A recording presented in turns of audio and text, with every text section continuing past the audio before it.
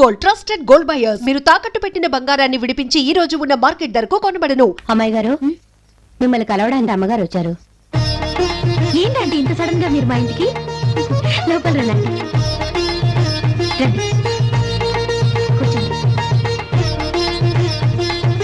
Aunty, నేను అసలు మీ fan తెలుసా? మిమ్మల్ని ఫస్ట్ టైం చూసినప్పుడే మీలాంటి అమ్మ నాకు లేదే అని చాలా అన్హ్యాపీగా ఫీల్ అయ్యాను. తర్వాత హ్యాపీగా ఫీల్ అయ్యాను అనుకోండి. ఎందుకంటే అమ్మగా మిస్ అయినా అత్తగా దొరికారు కాబట్టి. నీకు అత్తయ్యగా ఉండే అర్హత నాకుందేమో కానీ నీకు భర్త అయ్యే అర్హత మాత్రం మా వాడికి లేదు. ఆంటీ, అవునమ్మా, నీ ప్రేమలో నిజాయితీ ఉంది, వాడి ప్రేమలో స్వార్థం ఉంది. నాకు తెలుసమ్మా, ప్రేమ మనుషుల్ని బ్రతికిస్తుందని, కానీ డబ్బు మనుషుల్ని నడిపిస్తుంది. కొంతమందికి ఆ ప్రేమ విలువ తెలియదు కాబట్టే ఆ డబ్బుకే విలువ ఇస్తారు. అలాంటి వాళ్ళలో నా కొడుకు ఒకడు. నీ దగ్గరికి వచ్చి నువ్వు మేయర్ కూతురు అన్న విషయం తెలియదని చెప్పాడా? అవునండి. కానీ నువ్వు మేయర్ కూతురు అన్న విషయం తెలిసే నిన్ను ప్రేమలోకి దింపాడు. బిడ్డ తప్పు చేస్తే ఏ తల్లైనా బిడ్డనే సమర్థిస్తుంది. కానీ నా కొడుకు సమర్థించుకునే తప్పుల్ని దాటిపోయి అసహించుకునేంత స్థాయికి ఎదిగిపోయాడు. అందుకే నీ దగ్గరికి వచ్చి వాడి గురించి నిజం చెప్తున్నాను. మాటలతో మనుషుల్ని ఆకర్షించుకునే కెపాసిటీ వాడుకుంది. చిన్నప్పుడు వాడికి మాటలు బాగా రావాలని నేనే వాడికి పసపోసాను. కానీ ఆ మాటలే నీలాంటి ఆడపిల్ల జీవితాన్ని తలకింద చేస్తుందని నేను ఊహించలేదు. వేణు గురించి మీరు ఇలా చెప్తుంటే నేను నమ్మలేకపోతున్నానంటే. వాడికి నీకు పరిచయం రోజుల్లోనే ఉంది, కానీ కన్న తల్లిగా వాడితో నాకు సంవత్సరాల అనుబంధం ఉంది. వాడి గురించి నీకన్నా నాకే ఎక్కువ తెలుసు అనుకుంటాను. తల్లిగా వాడిని మార్చాలని ఎంతో ప్రయత్నించాను, కానీ మార్చలేకపోయాను. నా మాట విని వాడిని మర్చిపోతే నీ జీవితం బాగుంటుంది. వాడిని నమ్మితే నీ జీవితాన్ని నువ్వు మర్చిపోవాల్సి వస్తుంది. అంటే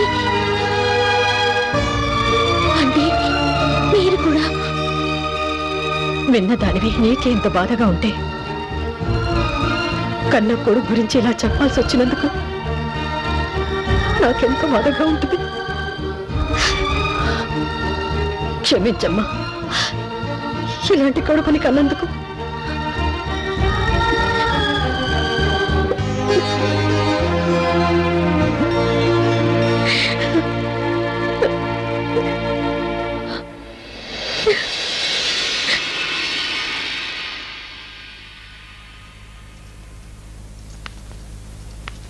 అమ్మా లక్ష్మీదేవి,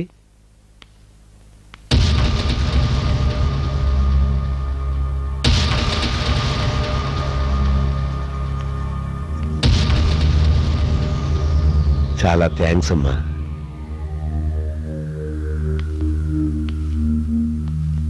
నాకు చాలా శ్రమ తగ్గించావమ్మా. నా చేతులకి మట్టి కాకుండా, నా కూతురు నాకు దూరం కాకుండా నా సమస్యని పరిష్కరించాం. ఇన్నాళ్ళు మాయమాటలు చెప్పడంలో, మభ్యపెట్టడంలో మా రాజకీయ నాయకులను మించిన వాళ్ళు ఎవరూ లేరనుకున్నాను. కానీ నువ్వు వాళ్ళని మించిపోయావు. నీ మాట నువ్వు నిలబెట్టుకున్నావు. మరి నా వాగ్దానం నేను చెల్లించుకోవాలి కదా. డ్రైవర్,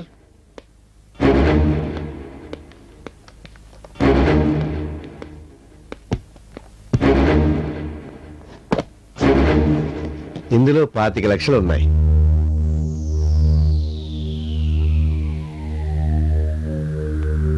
ఈ డబ్బుతో మీ అబ్బాయిని అమెరికా పంపించవచ్చు, అమ్మాయిని అత్తవారింటికి పంపించవచ్చు, మీ వారి అలవాట్లు అవసరాలు తీర్చొచ్చు. తీసుకోండి, తీసుకోండి. తీసుకో లక్ష్మి, ఇంటికి వచ్చిన లక్ష్మిని కాదనకూడదు. తీసుకో. మీరేదో మొహమాట పడుతున్నట్టున్నారు. పోనీ నే వెళ్ళిన తర్వాత తీసుకోండి. ఒక నిమిషం ఆగండి.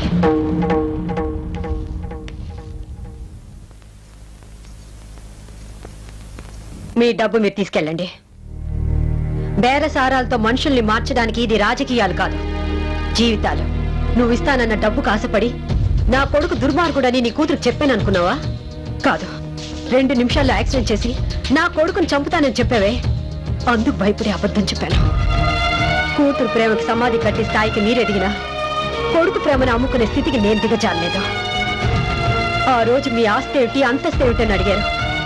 హోదాల కోసం, అధికారాల కోసం పరిగెత్తే అంతస్తు మీది, ప్రేమల మమకారాలు పంచుకుని బతికే అంతస్తు మాది.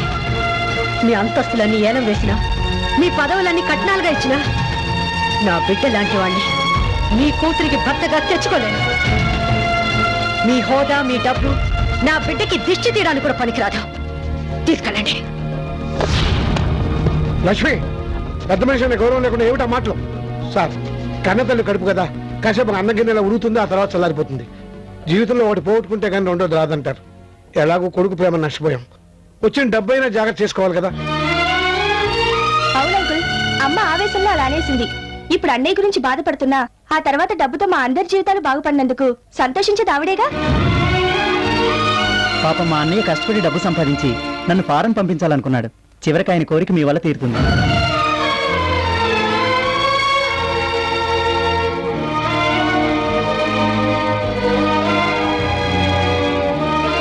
పెద్ద మనిషి ఎంతసేపు నిలబెడతాం? రైట్, కార్ స్టార్ట్ చేయమని చెప్పరా. మీరు బయలుదేరండి సార్. బలవే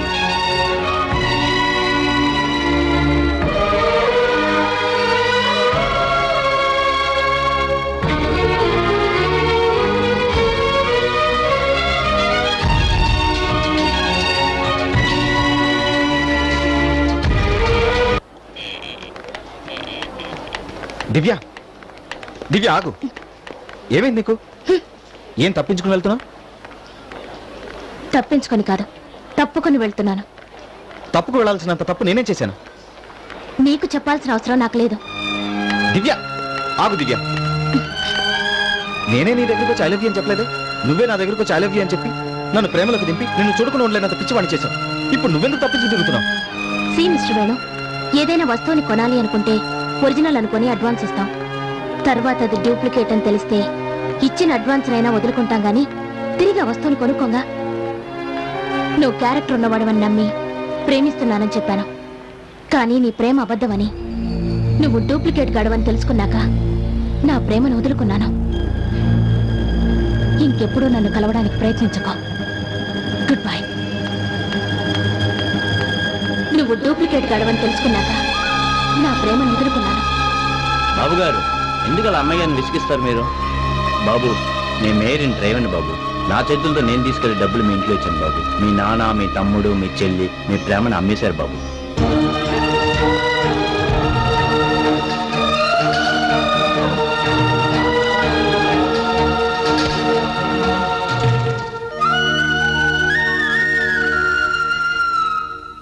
ఒరే, ఏమిట్రా బట్టలు సర్దుకుంటున్నావు?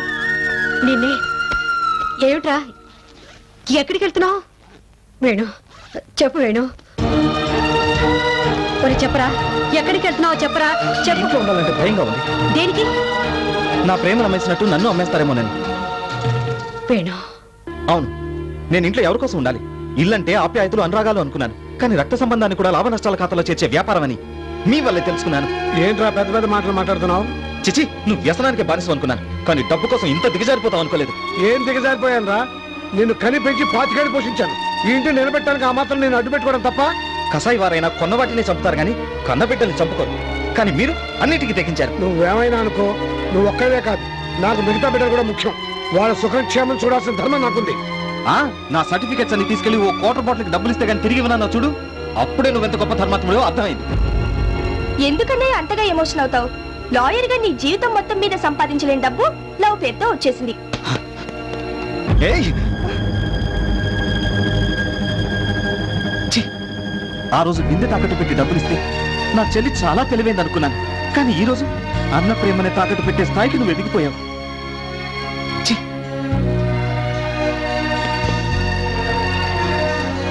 ఒరేయ్, నిన్నెంత కష్టపడైనా చదివించి విదేశాలకు పంపించాలనుకున్నాను రా. కానీ అన్న జీవితాన్ని వీసాగా పెట్టుకుని విదేశాలకు వెళ్ళిపోయేంత గొప్ప తెలివితేటలు నీకున్నాయనుకోలేదా? రే, దేవుడు తోడబుట్టిన వాళ్ళని ఎందుకు ఇస్తాడో తెలుసా? కన్నవాళ్ళు కలకాలం ఉండరని, వాళ్ళ ప్రేమను మీరు పంచిస్తారని. కానీ నా దురదృష్టం, మీరందరూ స్వార్థపడలే. వేణు ఒక మాట. వద్దమ్మా, ఇంకేం చెప్పొద్దు. ఎవరికైనా దెబ్బ తగిలితే అమ్మ అని ఏడుస్తారు, కానీ ఆ అమ్మాయి దెబ్బ కొడితే ఎవరిని తలుచుకోవాలి, ఎవరికి చెప్పి ఏడవాలి? నీకు తెలీదమ్మా. ఒకరోజు ఇల్లు గడవకపోతే నా రక్తాన్ని అమ్మి డబ్బు తెచ్చి నీ చేతికిచ్చాను. నిజం తెలిస్తే మీరు బాధపడతారని అకౌంట్స్ రాసి తీసుకొచ్చాను. నేను అబద్ధం చెప్పాను.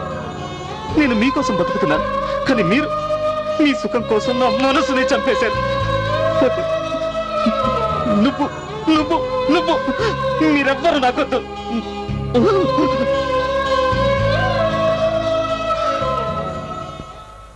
దివ్య,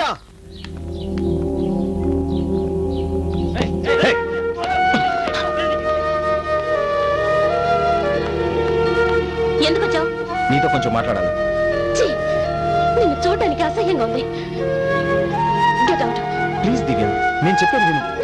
నేను వినను వినను వినను. అది కాదు దివ్య, నువ్వు ఇక్కడి నుంచి వెళ్తావా?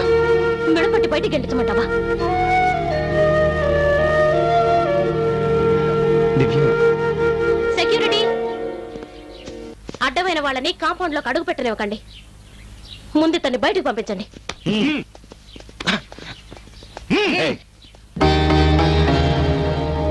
అవసరం లేదు దివ్య, నేనే వెళ్తాను. కానీ ఒక మాట, ఇప్పుడు నేనేం చెప్పినా నువ్వు వినిపించుకోవట్లేదు. నిజం తెలుసుకున్న తర్వాత నా కోసం నువ్వు వస్తావు. చెలిమి చిరునామా ఏదిరా, చెలియ చిరునవ్వు లేదురా, మనసు చితికింది చూడరా, బతుకు చిటిలాగా మారేరా, చిరుగాలి గుండెలే రగిలిపోయేలా ఎండ కురిసేనురా, ఇక ఎండ మావేనురా, నింగిని తారలేవిరా, కడలిని చేరిపోయేరా, ప్రియురాలు వేరాయరా, ప్రాణాలు నీరాయరా, చెలిమి చిరునామ ఏదిరా, చెలియ చిరునవ్వు లేదురా.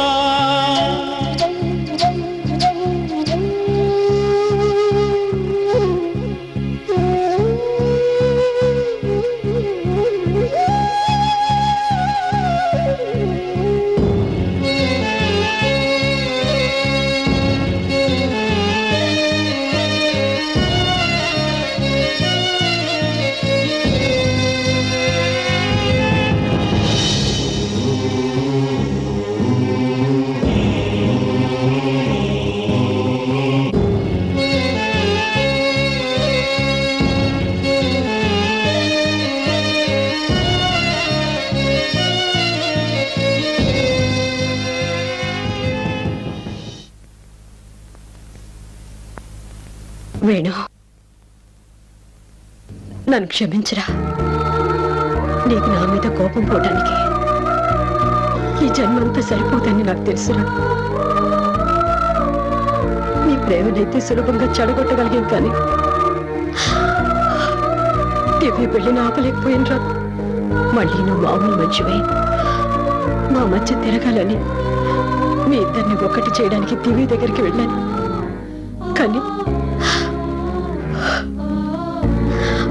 పరిస్థితి చేయి దాటిపోయింది. దివ్య పెళ్లి జరుగుతోంది.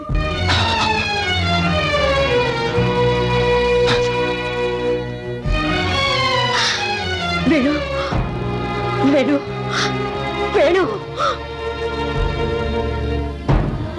భయపడకమ్మా, మిమ్మల్ని వదిలిపెట్టి ఎక్కడికి వెళ్ళను. మీ మధ్య ఉంటాను. మీరు చేసిన ద్రోహం తలుచుకుంటూ, చావలేక బతుకుతూ, మీ మధ్య తిరుగుతూ నేను మీ ముందే పతనమైపోవాలి. ప్రతి క్షణం నేను అనుభవించిన నరకం మీరు చూడాలి. అదే నేను మీకు వేసే శిక్ష.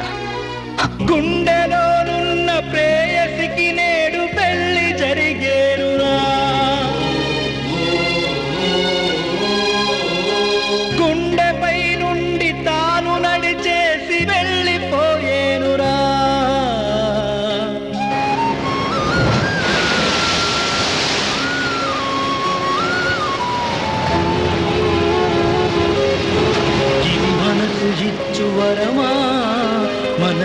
మరచి మరువతరమా ప్రేమ పెనుమాయరా తను గాయమైపోయరా.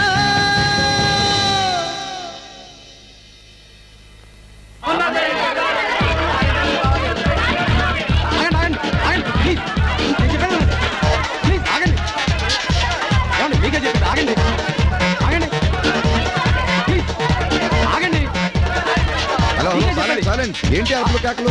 ఇదేంటి ఇల్లు అసెంబ్లీ హాల్? ఇది ఇల్లే సార్, కానీ మేము ప్రెస్ వాళ్ళం. మీ ఇంటర్వ్యూ కావాలి sir. No no no no no. నేను ఈ ఇంటర్వ్యూలకు చాలా దూరం అని మీకు తెలుసు అనుకుంటాను. తెలుసు సార్, మంత్రిగా మీరు మీ ప్రభుత్వం అమలు చేస్తున్న విధానాల గురించి ప్రజలకు తెలియాలంటే ఇలాంటి ప్రెస్ మీట్లు అవసరం సార్. మీకు పెళ్ళయిందా? అయింది సార్. మీరు మీ పెళ్ళాన్ని బాగా చూసుకుంటున్నారా? బాగానే చూసుకుంటానండి. మరి ఈ విషయాన్ని ఒక ప్రెస్ మీట్ పెట్టి మీ కాలనీ వాళ్ళందరికీ చెప్పారా? అదేంటి సార్, పెళ్ళాన్ని బాగా చూసుకోవటం మొగుడుగా నా బాధ్యత. దీనికి ప్రెస్ మీట్ ఎందుకండి? అవసరం లేదు. అలాగే ప్రజల్ని బాగా చూసుకోవడం మంత్రిగా నా బాధ్యత. మరి దీనికి ప్రెస్ మీట్ ఎందుకు? అది కాదు సార్, మీ ఇన్నర్ ఫీలింగ్స్ ఇంటర్వ్యూలో చెప్పడం వల్ల ఓటర్ల అభిప్రాయాన్ని మా పత్రికలు మార్చగలవు. అలాగా? మీ పేపర్ సర్క్యులేషన్ ఎంతమ్మా? 1,00,000. మీది? 2 లక్షలు. మీది? 3 లక్షలు. మీది? 4 lakhs. చాలు చాలు చాలు. 7 కోట్ల ఆంధ్రుల్లో సంతకాలు చేయడం వచ్చిన వాళ్ళు 3 కోట్ల మంది. అందులో పేపర్ చదివే వాళ్ళు 1 కోటి మంది. అందులో ఫ్రంట్ పేజ్ పక్కన పెట్టి చివరి పేజీల్లో తెండూల్కర్ సెంచరీ కొట్టాడా, గంగూలీ ఎవరితో తిరుగుతున్నాడు, ఎవరు మ్యాచ్ ఫిక్సింగ్ చేసి దేశాన్ని అమ్మారు అని చదివేసి పేపర్ మడత పెట్టేసే వాళ్ళు సగం మంది. మిగిలిన వాళ్లలో సగం మంది ఓటు వేయరు, మిగతా సగం మంది ఓటు వేయడానికి పేపర్ చదువురు. మళ్ళీ ఎందుకమ్మా ఇంటర్వ్యూలు? సరే సార్, మీరు ఇంటర్వ్యూ ఇవ్వద్దు, కానీ ఒకే ఒక్క ప్రశ్నకు సమాధానం చెప్తారా? అడగండి. మీ ప్రభుత్వం అవినీతి ఆరోపణలు ఎదుర్కొంటుంది కదా, వచ్చే ఎన్నికల్లో మీ పార్టీ మళ్ళీ అధికారంలోకి వస్తుందంటారా? దేనికైనా టైం బాగుండాలమ్మా.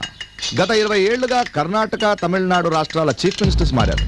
కానీ 2 రాష్ట్రాలని గడగడలాడిస్తూ బెదిరిస్తున్న వీరప్పన్ మారాడా? 300 మంది ఎమ్మెల్యేలు చీఫ్ మినిస్టర్ని మార్చారు. కానీ 25,000 మంది పోలీసులు వీరప్పన్ పొజిషన్ మార్చారా? టైం. అక్కడ ప్రభుత్వానికి గుడ్ టైం, వీరప్పనికి బ్యాడ్ టైం. టైం బాగుంటే కొన్ని కోణాల్లో కుంభకోణాలే ప్లస్ అవుతాయి. మీరు సార్ సార్, రేపు ఆగస్టు 15 కదా సార్, మీ చేత జంక్షన్ లో జెండా ఎగరించాలని వచ్చారు సార్. ఓ, నేను జెండా ఎగరేయాలా? అవును సార్. Idiot! నాకు ఈ ప్రెస్ మీట్లే కాదు, జెండా వందనాలన్నా ఇష్టం లేదని వాళ్ళకి చెప్పొచ్చు కదా. అదిగా సార్. ప్లీజ్ సార్, అసలు జెండా అంటే 3 రంగుల గుడ్డ ముక్క కాదు, మన దేశ గౌరవం, ప్రతిష్ట. ఏ దేశభక్తుడో స్వతంత్ర సమర యోధుడు ఎగరవేస్తే అది హిమాలయాలంత ఎత్తున ఎగురుతుంది. నాలాంటి రాజకీయ నాయకులు ఎగరవేస్తే అది ఎలక్ట్రిక్ పోలంత ఎత్తుకు ఎగిరి ఆగిపోతుంది. జాతీయ జెండా రెపరెపర ఆడాలి గాని మా చేతుల్లో పడి లబలబలాడకూడదు. Sir, you are really great. జెండా వందనం గురించి ఇంతగా ఆలోచించిన మీరు నిజంగా మాకు ఇంటర్వ్యూ ఇవ్వకపోయినా పర్వాలేదు సార్. సార్ మీకు phone. Excuse me please. Hello, చెప్పండి కామేశ్వరరావు గారు. వాట్? నా కూతురు నా మీద దావా వేసిందా?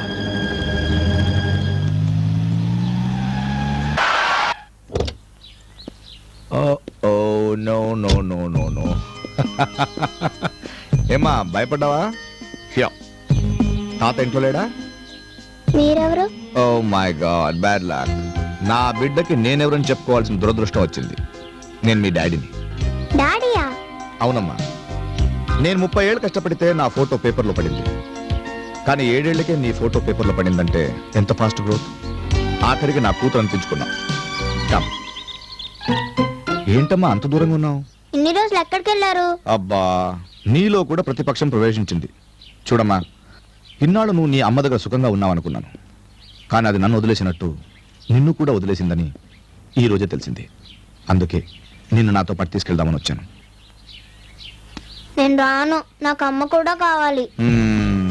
ఇక నుంచి అమ్మైనా నానైనా నేనే కదా. ఆ మాట తాతయ్య కూడా చెప్పారు. మీకు నేను కావాలంటే అమ్మతో కలిసి రండి. ఓ మై గాడ్, ఓటు ఉన్నవాడిని కన్విన్స్ చేయడం మనకు తెలుసు. ఈ పసి పిల్లలకి ఏం చెప్పాలి, ఎలా కన్విన్స్ చేయాలి?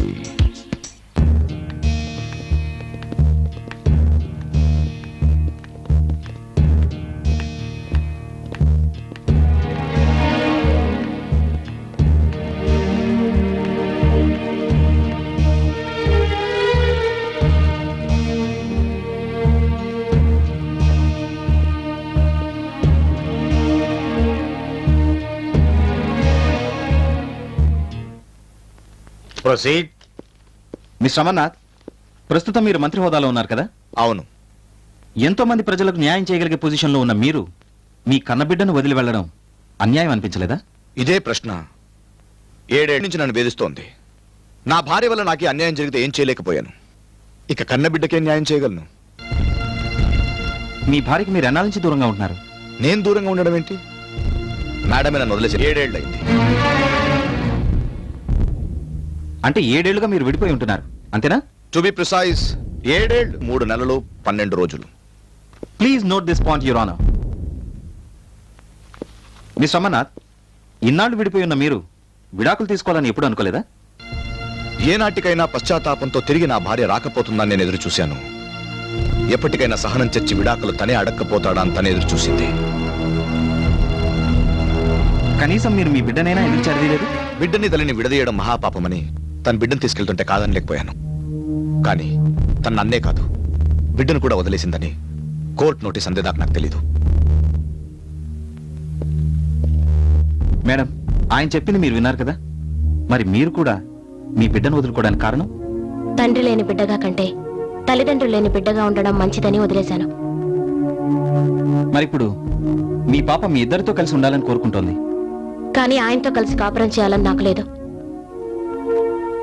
దయచేసి నాకు విడాకులు ఇప్పించండి.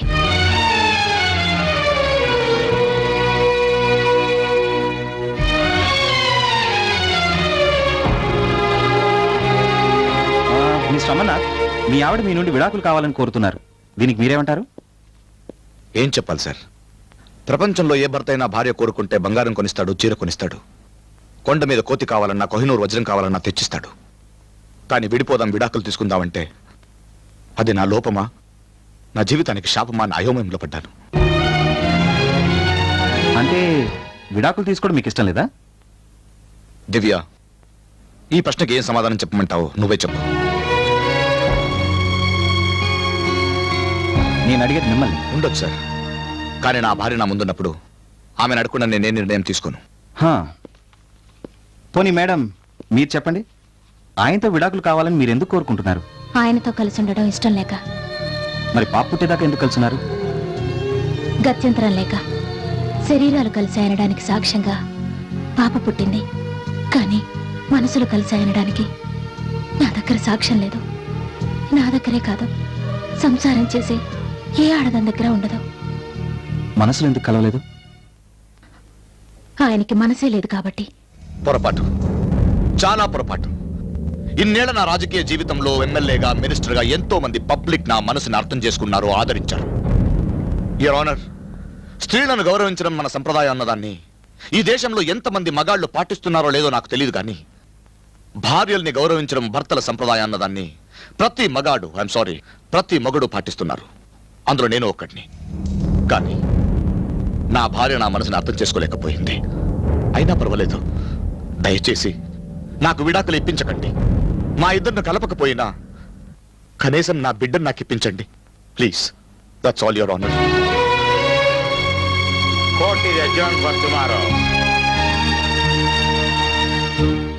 Excuse me sir.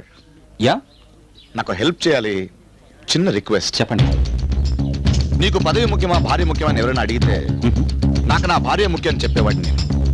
అందుకే తను వదిలేసి వెళ్ళిపోయినా రెండో పెళ్లి చేసుకోలేదు. ఇన్నేళ్ల రాజకీయ జీవితంలో పార్టీని మార్చని వాడిని పెళ్ళాన్ని ఎలా మారుస్తాను సార్? నాకు నా భార్య అంటే చాలా ఇష్టం. తనతో కలిసి బ్రతకాలనేది నా ఆశయం. ఏం సార్, అమెరికాలో విమాన దాడులు చేసిన తీవ్రవాదుల కుట్రైనా ఆలస్యంగా బయటపడిందేమో కానీ నా భార్య మనసులో కుట్రేమిటో నాకు అర్థం కావట్లేదు. సో బిల్ క్లింటన్ అక్కడ అక్రమ సంబంధం వల్ల అన్పాపులర్ అయ్యారు, నేను ఇక్కడ సక్రమ సంబంధంతో అన్పాపులర్ అయ్యాను. నా బాధంతా చెప్పాను, మీరే హెల్ప్ చేయాలి. నా కాపురం నిలబడితే గోడ మీద గాంధీ గారి ఫోటోని, టేబుల్ మీద మీ ఫోటోని పెట్టుకుని అటు అసెంబ్లీని ఇటు ఫ్యామిలీని ప్రశాంతంగా నడుపుతాను. వస్తాను సార్.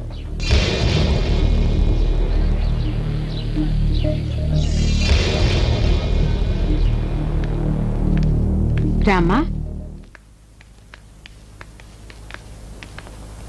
నిన్ను సీక్రెట్ ప్యానెల్కి ఎందుకు పిలిపించానో తెలుసా?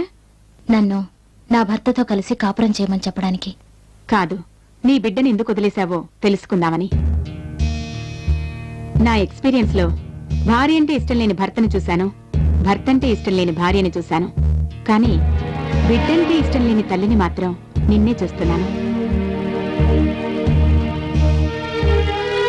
చూడమ్మా, నన్ను న్యాయమూర్తిగా కాదు, నీ శ్రేయోభిలాషిగా భావించి నువ్వెందుకిలా ప్రవర్తించాల్సి వచ్చిందో కారణం చెప్పు. దాన్ని బట్టి తీర్పుంటుంది. నా డెలివరీ టైంలో నా దగ్గర ఉండడానికి మీకు టైం ఉంటుందో ఉండదో అనుకున్నాను. నీ డెలివరీ టైంలో నీతోనే ఉంటాను, లేదా నేను ఉన్నప్పుడే నీ డెలివరీ అయ్యేటట్టు చేస్తాను. ఓకేనా?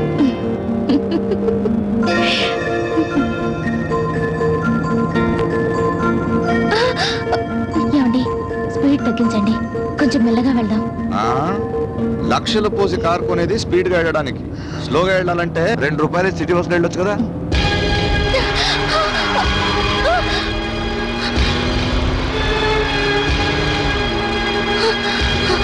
మనం వెళ్ళాల్సింది అటు కదా, ఈ పక్కగా వెళ్తున్నానండి. తప్పట్లేదు, పక్కకి వెళ్ళొద్దు మామ అంటే నా మాట వినకుండా పక్కకి వెళ్ళాను.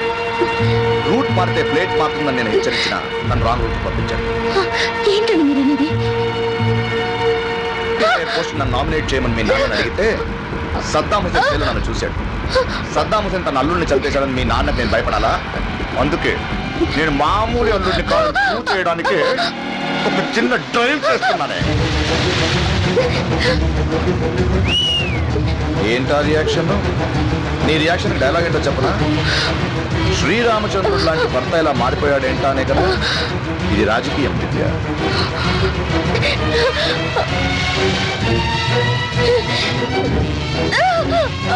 ఏంటి దివ్య, నొప్పులు మొదలయ్యా? త్వరగా వెళదామా? స్పీడ్ పెంచు.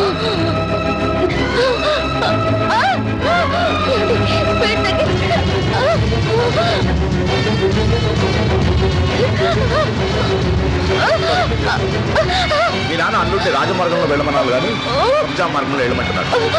మామ నేను ఎంత అరిచినా కావాలని చెవులు మూసుకున్నాను. నాన్న నువ్వు అరిస్తే కానీ దండ లాంటి వాడికి ఉంటే కరగదేమో.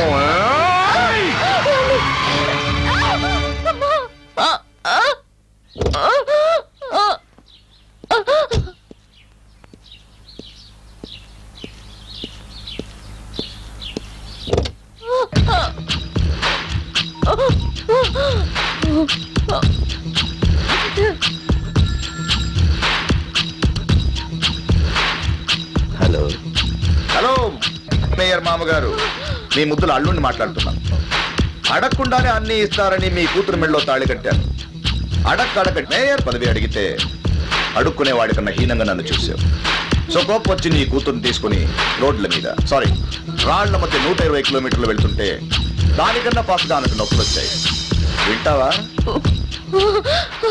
హలో అమ్మా,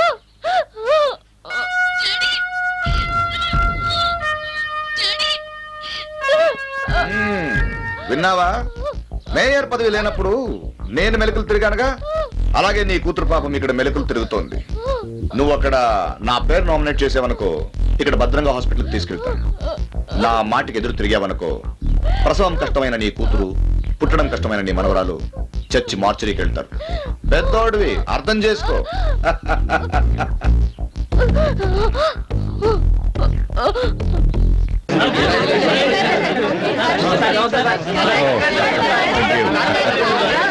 Thank you.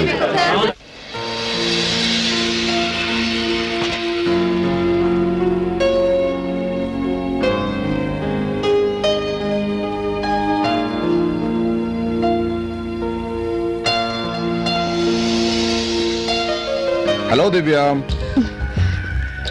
Good evening. కదలొద్దు, ఇప్పుడే ఆపరేషన్ అయింది. కానీ మంచి టైంలో ప్రసవించావు. పాప పుట్టింది, నాకు పదవి వచ్చింది.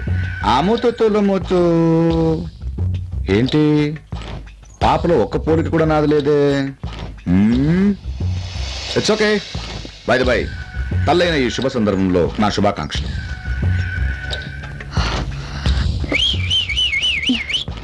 ఏంటా రియాక్షన్? నీ రియాక్షన్కి డైలాగ్ ఏంటో చెప్పనా? నువ్వు తల్లైన సందర్భంలో అన్నాను గాని నేను తండ్రైన సందర్భంలో అనలేదు. అదేగా నీ బాధ? ఏ తండ్రైనా ఒకరు లేక 2 బిడ్డలుంటే చాలంటారు. కానీ ఏ బిడ్డకైనా ఒకరు లేక ఇద్దరు తండ్రులు ఉండొచ్చని నువ్వే స్లోగన్ మార్చావు. ఎందుకంటే నీ బిడ్డకి ఇద్దరు తండ్రులు కదా. ఈ ఇన్ఫర్మేషన్ నాకు ఎలా తెలుసని చూస్తున్నావా? అమెరికాలో చదువు కంప్లీట్ చేసి ఇండియాలో అడుగు పెట్టంగానే ఏ బిజినెస్ బాగుంటుందని ఎంక్వైరీ చేశాను. అన్ని బిజినెస్ లో పాలిటిక్స్ సూపర్ బిజినెస్ అని చెప్పారు. సరే ట్రై చేద్దాం అనుకుంటున్నప్పుడు నా మేధస్సును చూసి మీ నాన్నగారు నన్ను అల్లుడిగా చేసుకున్నారు. కానీ పెళ్లికి ముందే నీకు ప్రేమ వ్యవహారం ఉందని నాకు తెలుసు. ఎందుకు తెలుసుకున్నాను అనుకుంటున్నావా? ఆఫ్టర్ ఆల్ 5 ఏళ్లు పదవిలో ఉండే రాజకీయ నాయకుల శీలం ఎలాంటిదో కనుక్కునే ఓటేస్తారు పబ్లిక్. మరి జీవితాంతం నాతో ఉండే నీ శీలం ఎలాంటిదో ఎంక్వైరీ చేయకుండానే నీ మెళ్ళో తాళి కడతానా? అయినా తాళి కట్టాను. ఎందుకో తెలుసా? పదవి కోసం. చూడు దివ్య, సెకండ్ హ్యాండ్ ఆడదాన్ని పెళ్లి చేసుకోవడానికి ఏ మగాడు ముందుకు రాడు. కానీ 100 మంది హ్యాండ్లో పడ్డ పదవి కోసం జనం క్యూలో నిలబడతారు. నేను నిలబడ్డాను. పసుపు తాడుతో వచ్చాను, పదవి సంపాదించాను. ఇక సంసారం అంటావా? మెజారిటీ లేని గవర్నమెంట్ లో ఎప్పుడైనా కూలిపోవచ్చు. I don't care.